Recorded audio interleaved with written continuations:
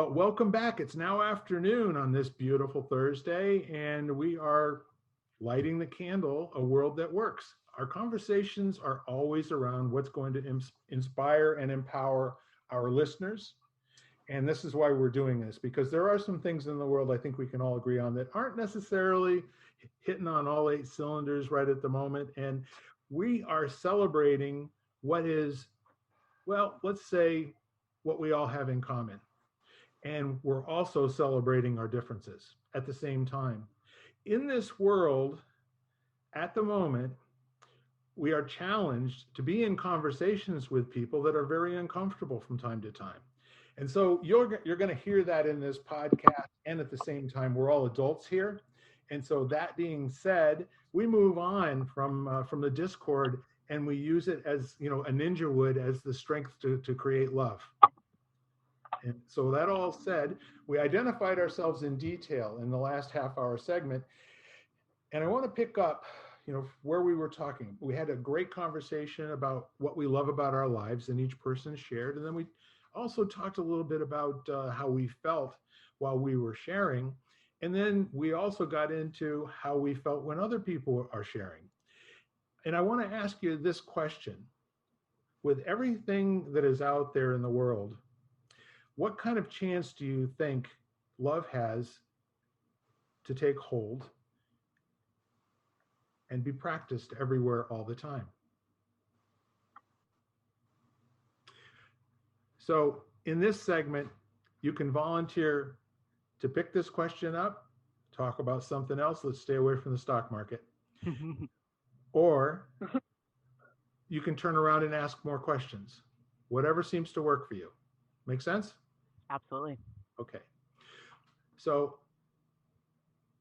back in the 1960s, there was a very famous gentleman who wrote a song called All You Need Is Love, right? And it seems simple enough, right? So what is it going to take for love to be the prevailing force in the universe? God, if I had the answer to that, man, we could be rich. Like, it seems so simple. That's the thing. I don't know about you guys. I don't get it. Like, I don't get what's going on in our country. I mean, somebody mentioned earlier, being in the United States, and I do think this is the greatest place ever. But I think we got a couple black eyes right now, and I'm kind of frustrated that we can't love each other more. And I don't know. I sit there like speechless, which is funny for Jill. But I literally, I don't understand why we can't be kind and love each other. Like, you don't have to like me, but just leave me alone, and vice versa. Like, I don't know. It baffles me, Bill. I want it, but I don't know how to get there. Excellent, Jill. Who else? I have a question, I guess, is the natural state of things a state of love? Because if you believe that, then that's one conversation. If you believe that not love is the natural state of things, that's a different conversation. You mean if people are like naturally loving, or they're naturally just sinners, so to speak? Yeah, if you removed all of the noise and we were just who we are, because we're all human and sometimes we suck at it. That's like our little mantra. We revisit that phrase frequently on this podcast. Yeah, we like to default to that. But so if you removed all this stuff, what would we experience towards someone if you stripped back all the environmental layers and learned behaviors and all the noise? Would it be love, or would it be survival? Would it be aggression? What's at the core? I think there's two pieces to that. I think that I guess in the best way, I imagine, and I don't know that this is true, I just imagine that there's light and there's dark, and the more light you shed, then the less dark there is, right? So it's always at play with each other. And I think that if you want to bring more light, and when I say light, I mean love, if you show more and you give more, then that feeds into other people's energies that may be more dark. However, I also, on the other side of me, think about like what we do to survive and just our basic need to survive. And so a lot of people do things that are negative or bad because they're just trying to survive.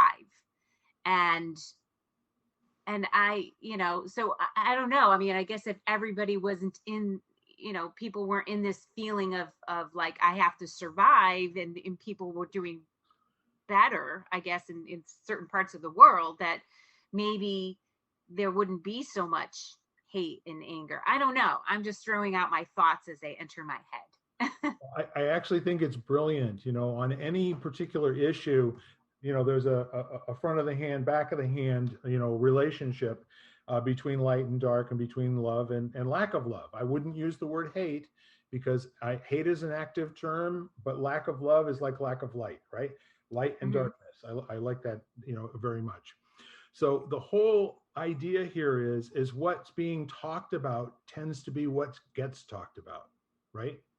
The narrative allows you certain boundaries, and in order to seem like a sane individual, you don't all automatically, at a town meeting where people are complaining about the school board not having kids back at school, standing up and saying, you know what I love about my life? I mean, you can, but then the man in the funny white coats come and get you. You might get ushered out, to a waiting ambulance or something, right? So the whole idea is that we have this interesting situation where what seems to be newsworthy, okay, what seems to be interesting to people based on how much advertising is sold, that's what we get to see more of, right? And in this particular age, and we talk about this all the time, The Social Dilemma, the movie about how big tech is real interested in following us around and helping us make decisions on how to spend our money and time. It takes really strong BS detectors, Ken, doesn't it? To turn it off and go do something else and make your own decisions with your own mind. So you started this off by talking about, the love and the not love. And I'm interested in your thoughts after hearing what Jill, Melissa, and I had to say. Well, it's the balance. They're so behind the clouds, the sun is still shining, right? They're both there. So if you're experiencing darkness, there's light. Your attention may not be on it, or you may not be able to see it, and it's there. And the reverse is true. So, so you're right. We talk a lot about attention, and if your attention is on hate, if we'll use that to contrast love, that doesn't mean the love isn't there. It's there. It's just that something that's a little bit more relevant to your survival is going to get your attention. So, we're kind of programmed, we're hardwired in our nervous system to pay attention to things that could kill us, So whereas when we're in a comfortable place, we just kind of relax, so our attention moves a little differently. So, so I wonder if a lot of, like you said right now, because we're in such an information rich, environment, the things that draw us our attention, it's like the gas shortage thing. People like filling plastic bags with gas, and I saw, someone was telling me about that, and they're like, what's wrong with them? And I said, what's wrong with them is they're terrified. They believe that something's going to happen to them if they run out of access to that resource.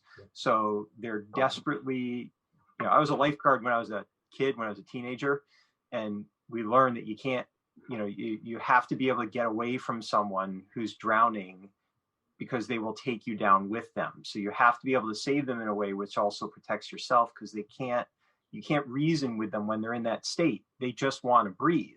So, so I think there's a lot of that right now. What we're seeing, there's love there.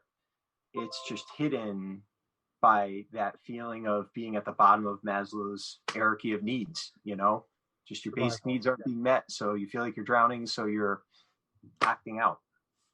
Definitely. You know? Lisa, you are the natural next. Yeah. Really? I was just, well, because I remember hearing the talk that, there's two motivations in life, love and fear. So fear, I think, is the big motivation for almost everything, especially in the past year. And I think that can lead to being irrelevant. And I've witnessed that in my own family, that fear of becoming irrelevant from what's going on in the world. That they're both always there, but that's how people are acting out of it. It might not look like love, but or the lack thereof. And I actually saw Dr. Bernie Siegel last night, and he was talking, like, he just goes up to people and he'll say, I don't know what your parents did, but I love you. And it usually just knocks people out. So, and he says it all the time. He's a cancer survivor as well, and a near-death experience survivor. And but that whole fact of just being able to say it out loud is not kind of countercultural often too. It's not something I'm even comfortable doing, but I think just the use of the word could be a step in the right direction if more people could just say it. So. Absolutely. And about the gas thing, the gas shortage, I just read something on Facebook. They said everybody should put out the post that there's a shortage of jobs, so everybody would run out. Oh God, that'd be amazing. My recruiter friends would kiss you. We had that for a while, didn't we? Had it for a minute last year. So what's really interesting about that whole thing is that I made a conscious decision probably about 2 years ago on Facebook. When I finally found out it costs exactly the same amount of money to heart somebody as it did to like them and give them a thumbs up, right? What a cool thing to find out, right? Didn't cost anything more. So why not love people?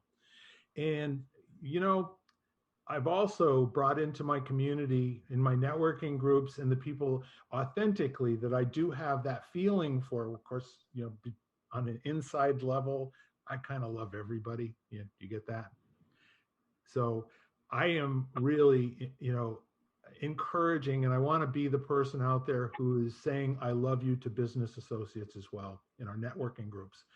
When you can authentically stand for loving people, no matter who they are or what they do or what your history is.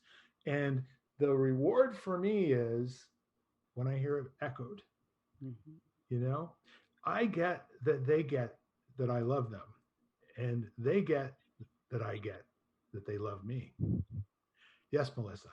I have a question or a thought. So I love that, Lisa, your point, like love versus fear, because I do agree with you. I think like a lot of it comes out of fear, right?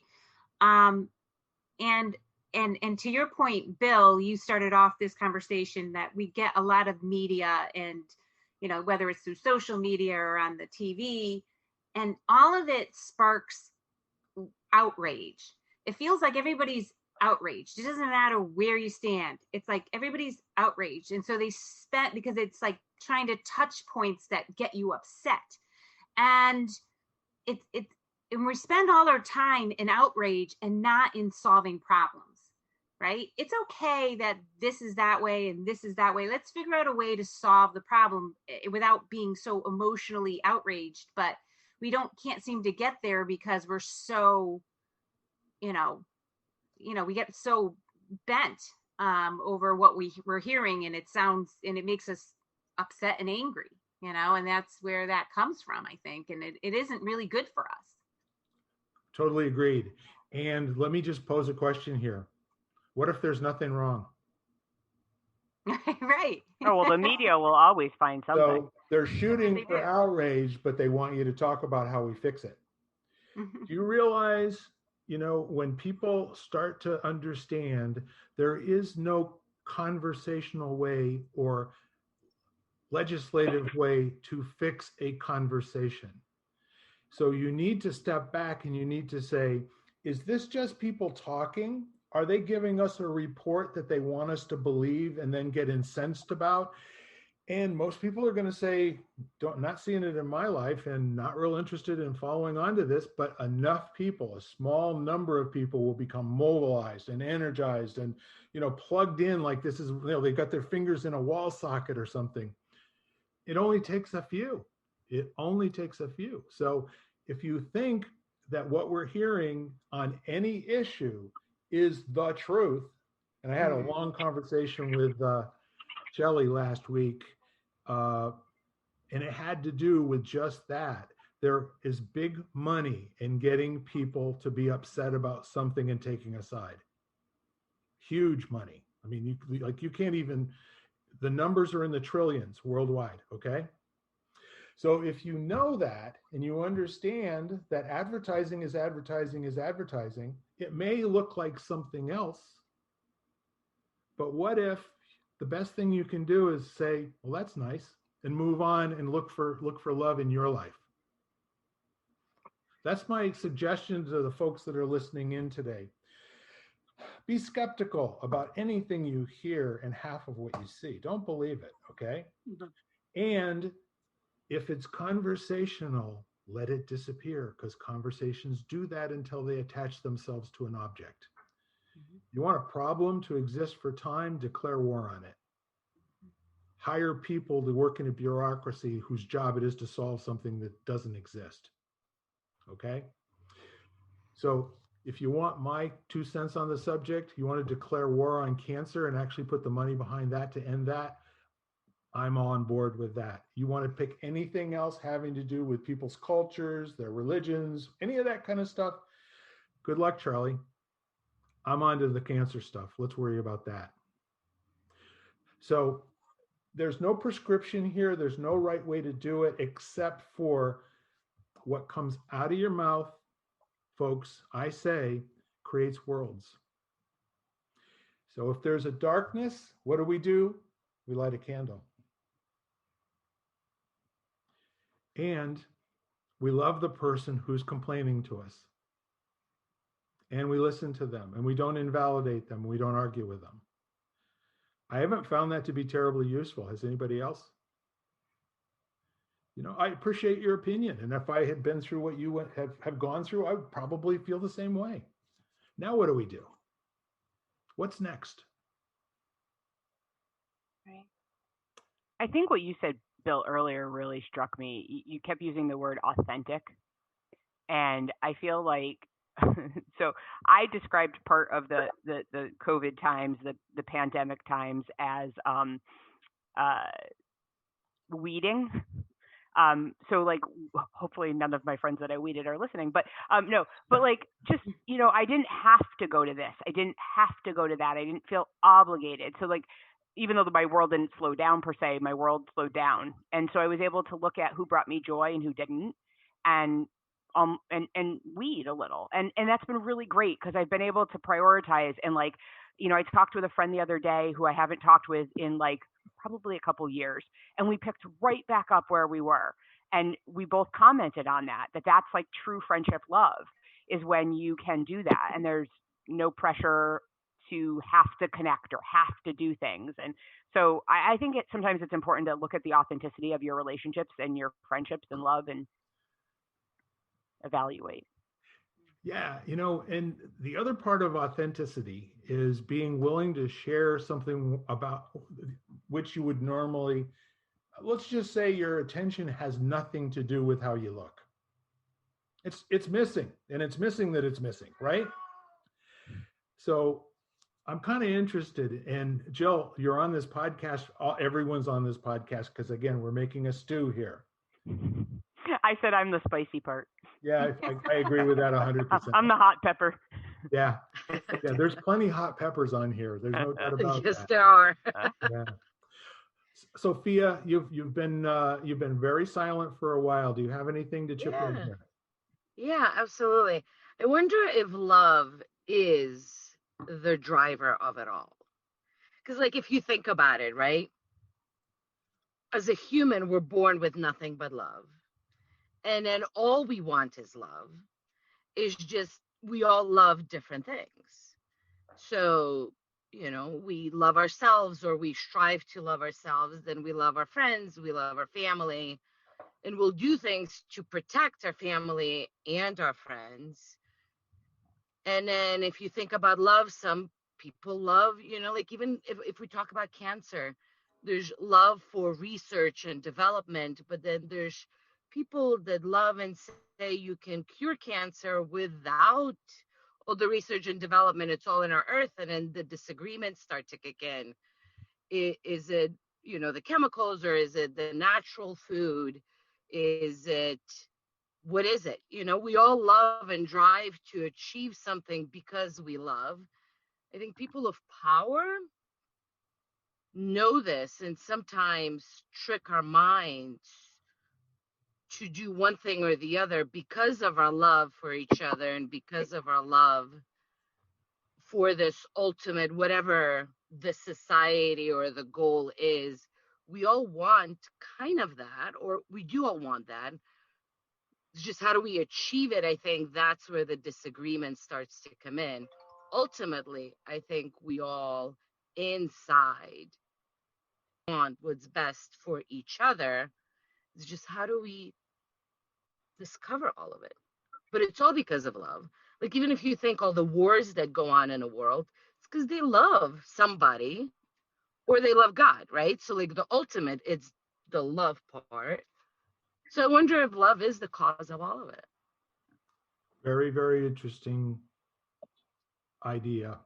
Vanessa, before you check out, I know you have something else. You've stayed long after you said you would, and would you like to say something to complete today?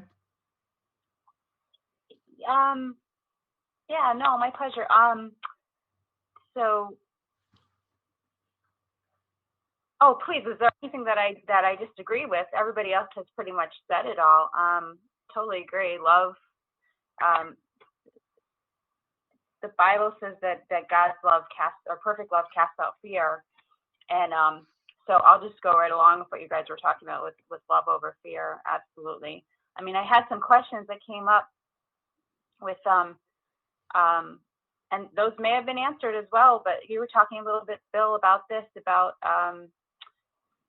how we, what is it that makes us pay attention to the media? And is it that they know our inherent fears? So they're able to, to threaten us that, oh no, we're out of toilet paper, a la around this time last year with the pandemic. And so everybody goes and flocks and buys toilet paper, and then hand sanitizer goes up in cost, and everybody flocks to the stores and stocks up on hand sanitizer. And so now it's the gas, and you've got, Florida people are freaking out, and I don't know if it's anywhere else in the States, but people are freaking out down in Florida, I heard, and they're, running to go get gas and just, and what you said, Bill, about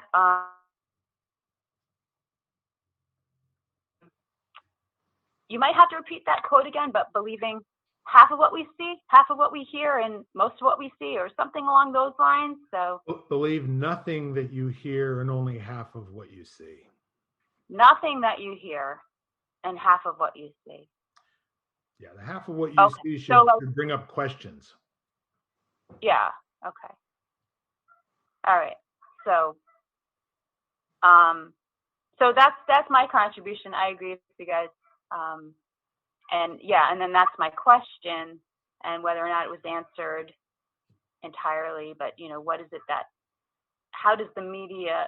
How is the media getting us to pay attention to it? And then, in general, how does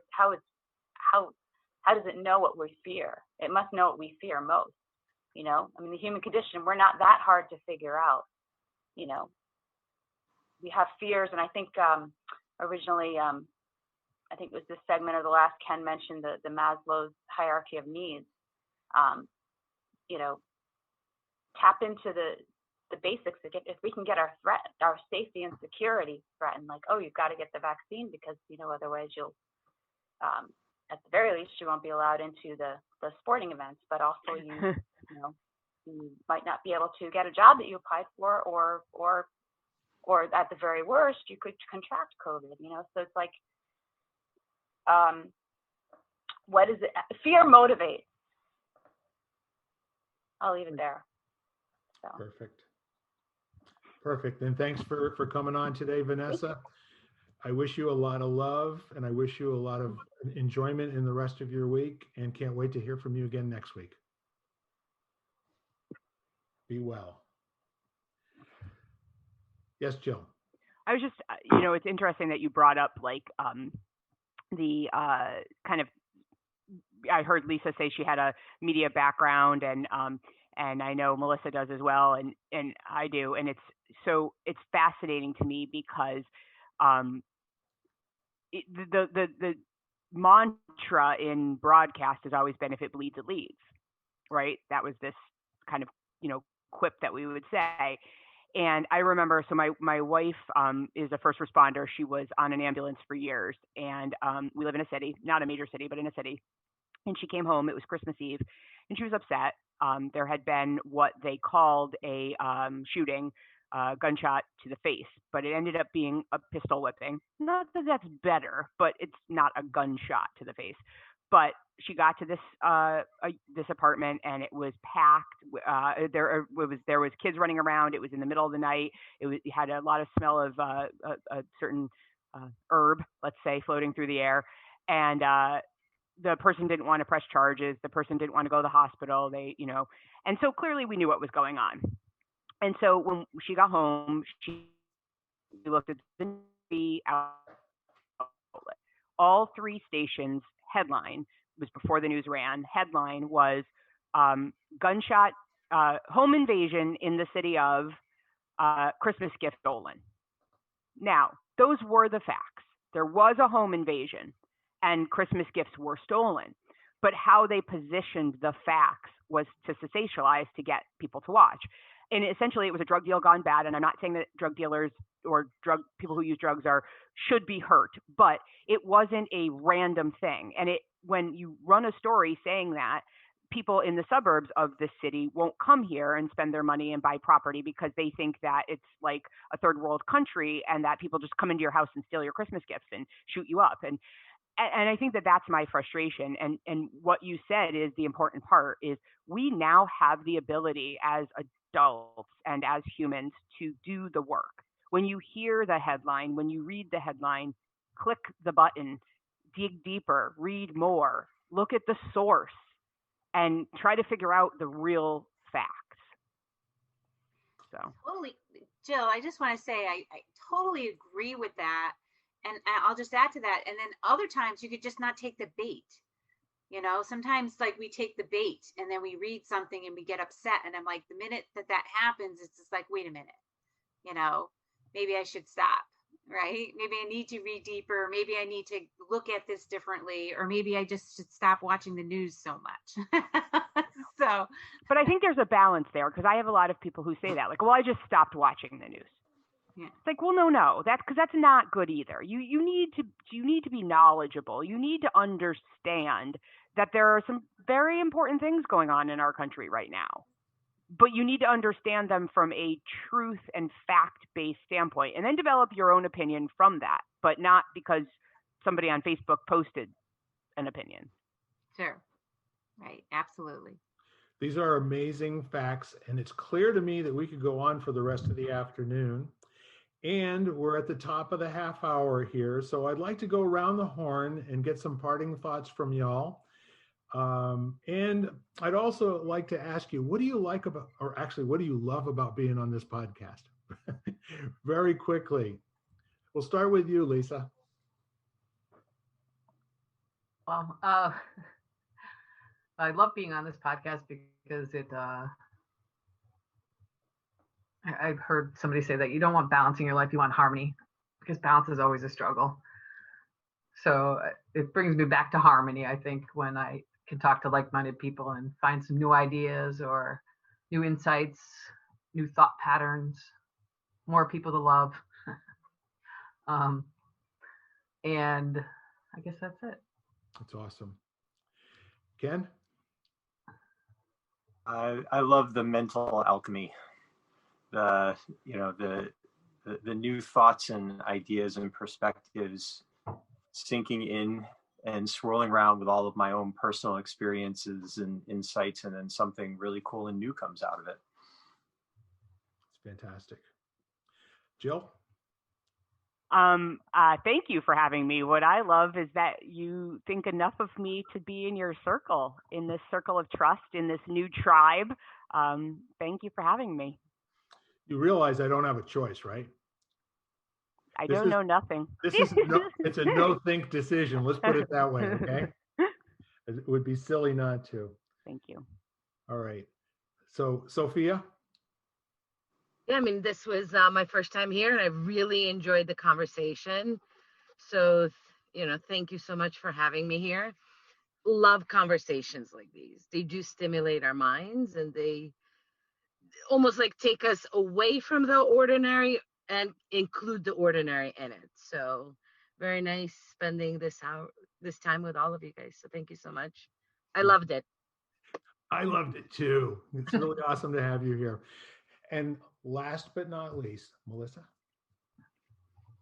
Well, first of all, I also loved it. So thank you for inviting me on. This is also my first time here. So I guess, the big takeaway for me is to really love everyone unconditionally. And, that's not always an easy thing to do. But if you think about it, like I have friends that their opinions are completely at odds with my opinions, but I still love them. And sometimes people that are at odds with your opinion, children, your sisters, your brothers, don't you love them? It's okay. We all agree. I can still appreciate you and love you, because I know that most, like Sophia had said, that a lot of us are motivated by love. We just look at it differently. So I think I'm going to spend more time in that mindset. So thank you, Bill. You're very welcome. So to kind of put a little bit of a punctuation point here, I have been really playing with the model of who you are to me is what I can see when my eyes are closed. If I have to look at some outward expression in terms of who you are to try to decide what you are, it's the wrong place to go. So I believe that the more we live love, the more we say love, the more love is going to be present. Why? Because that's what we're talking about. Let's change the narrative. Let's switch it up. And let's not try to solve the lack of love. Let's just put more in place. Get the old love shaker out and just apply it in heavy doses everywhere. Let's see what happens. Be willing to look bad, ladies and gentlemen at home. And I want to tell you what a pleasure and an honor it is to be here in this panel with all of you. And I do love you all madly and forever, and you get no vote on it, okay? Okay. Right back at you, Bill. With that said, we will see you all the next go around next Thursday or before. You never know. So bye for now. Bye. Bye-bye, everybody. You've been listening to Lighting the Candle, a world that works, part of the Exvadio Podcast Network. You can hear us at exvadio.com/podcasts, Apple Podcasts app, Google Play, Spotify, iHeartRadio, Stitcher, and wherever you find podcasts.